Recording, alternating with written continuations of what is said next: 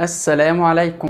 لسه مكملين مع بعض تريكات شابتر 1 اللي بيتكلم عن الترانزيشن اليمنتس، واهم ما في الترانزيشن اليمنتس هي الفيرست ترانزيشن سيريز اللي اولها سكانديوم واخرها زنك. زي ما احنا عارفين ان كل واحد من ال10 اليمنتس اللي موجودين في الفيرست ترانزيشن سيريز بيكون موجود على راس جروب، يعني ليه رقم.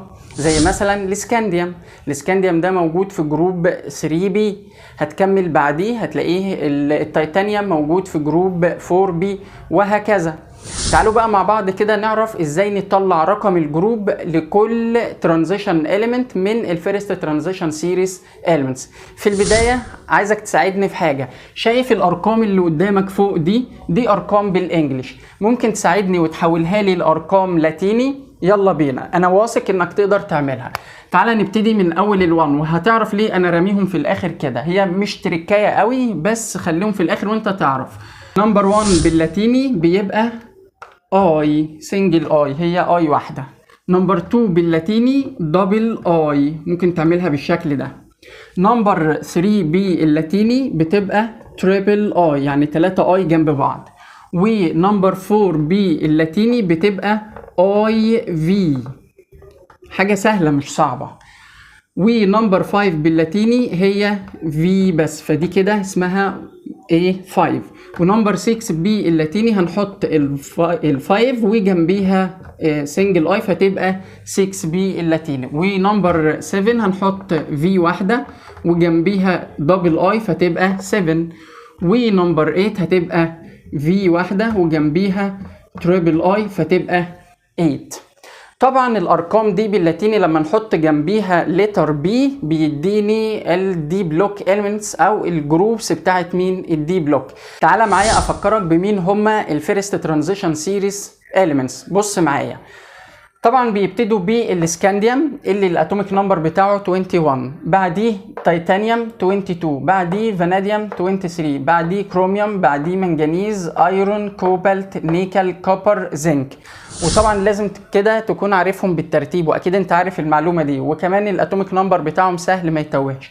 طب ليه يا مستر هم اصلا في البريدك تيبل موجودين في صوره سيريس يعني هوريزونتال، ليه حاططهم تحت بعض؟ لا، تحت بعض دي للشرح مش اكتر. تمام. طالما معايا الاتوميك نمبر لكل واحد فيهم، ما تيجي نعمل له الالكترونيك كونفيجريشن بتاعه. انا عارف ان اقرب نوبل جاس للسكانديوم والتيتانيوم لحد الزنك، اقرب نوبل جاس ليهم هو مين؟ هو الارجون 18. فانا هتلاشاه خالص مش هكتبه، هركز بس مع التو موست اوتر انرجي ليفلز اللي موجودين بره اللي هم ال4 اس وال3 دي. تمام. طبعا انا لما احط الارجون 18 هيتبقى معايا 3 الكترونز، يبقى 4 اس 2 3 دي 1 وهكذا. التوزيعه دي كلنا عرفناها، 4 اس 2 3 دي 2 في حاله التيتانيوم وهكذا. عامل لك الكروميوم والكوبر بالمربعات دي علشان بس افكرك ان كان ليهم حاله استثناء، لكن انا مش هشرحها دلوقتي. تعالى بقى نعرف من الالكترونيك كونفيجريشن وتحديدا في التو موست اوتر انرجي ليفلز، نشوف مع بعض ازاي نطلع منهم رقم الجروب لكل ترانزيشن او لكل ترانزيشن اليمنت من دول. حاجه سهله خالص وقاعده واحده هنمشيها في الكل. ايه هي؟ قال لي هي انك تجمع الكترونز الاس مع الكترونز الدي. طبعا لو عندك مشكله هو ليه اللي فوق دول اتقال عليهم الكترونز، ارجع لحصص الريفيجن بتاعتنا او حصص التاسيس. فهنا لما اجمع 2 في الاس و1 في الدي هيديني كام؟ 3. يبقى كده الاسكانديوم موجود في جروب الارقام بقى اللاتيني اللي انت اتعلمتها اللي هي 3، يعني تريبل اي واحط جنبيها بي، يبقى الاسكانديوم في جروب 3 بي.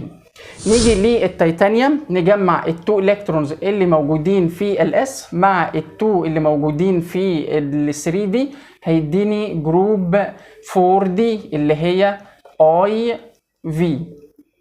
نيجي للفاناديوم 2 بلس 3 هيدينا مين؟ جروب 5 بي. لما نيجي للكروميوم 1 بلس 5 هيدينا كام؟ هيدينا 6، يبقى الكروميوم في جروب 6 ايه؟ 6 بي. تمام. لما نيجي للمنجنيز تجمع معايا 2 بلس 5 هيطلع بكام؟ 7، يبقى في دبل اي يبقى 7 بي.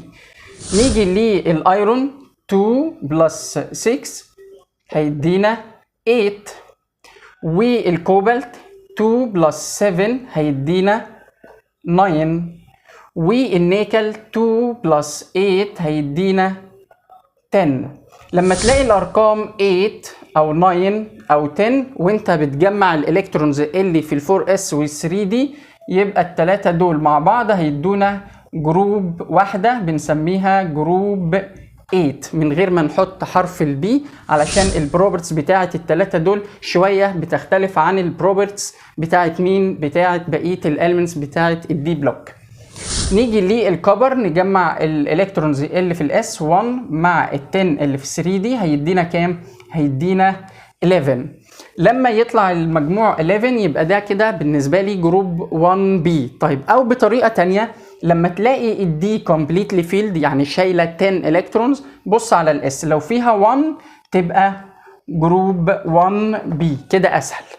تعالى على الزنك الاخير، اجمع التو الكترونز اللي في الاس مع ال 10 اللي في الدي، هيدينا كام؟ هيدينا 12. لو كان المجموع بتاعهم 12 تبقى 2 بي. لو كده صعبه بص على الدي، لو كانت الدي سب ليفل كومبليتلي فيلد يعني فيها 10 الكترونز زي كده، بص على الاس لو فيها 2 تبقى 2 بي.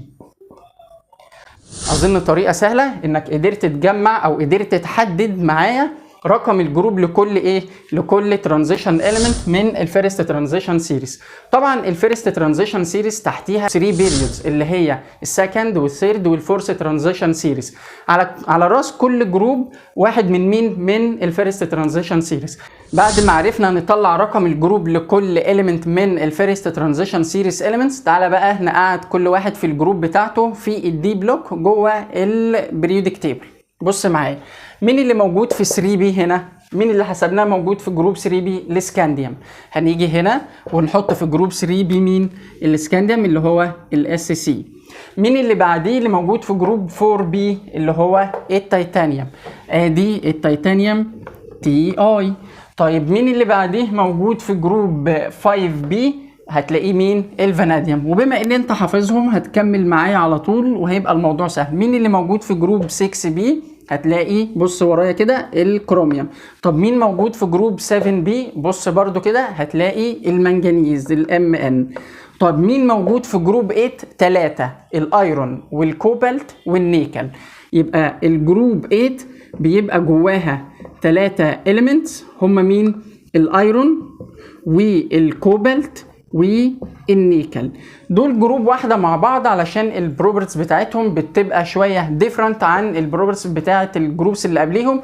والسبب تاني مهم ان هم سيميلر مور هوريزونتال اكتر ما هم سيميلر ايه؟ فيرتيكال. يعني تلاقي الايرون والكوبالت شبه بعض كده اكتر، لكن المفروض ان السيميلاريتي تكون كده اكتر. ده الطبيعي في اي جروب في البريودك تيبل. جينا هنا في جروب 8 لا، لقينا السيميلاريتي بتبقى ماشيه هوريزونتال اكتر منها ايه؟ فيرتيكال. بقيه الجروبس السيميلاريتي ماشيه كده اكتر، يعني السيميلاريتي او التشابه ما بين الاسكانديوم واللي تحتيه بيكون لتحت اكتر، والتيتانيوم واللي تحتيه اكتر، وهكذا. ما عدا جروب 8 تلاقي السيميلاريتيز بتاعتهم ماشيه هوريزونتال بالشكل ده.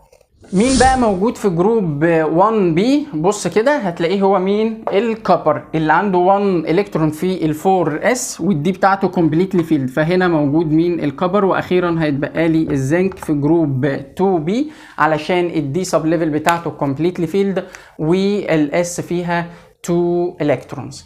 وبالشكل اللي قدامك ده يبقى انت كده اتعلمت ازاي تطلع رقم الجروب لاي اليمنت من الترانزيشن اليمنتس، وكمان تقدر تضيفه في مكانه الصحيح في البريدك تيبل. اتمنى انك تكون استفدت. معلومة بسيطة ممكن تكون طويلة شوية عن اي معلومة خدناها قبل كده. استناني في فيديوهات تانية اكتر. سلام.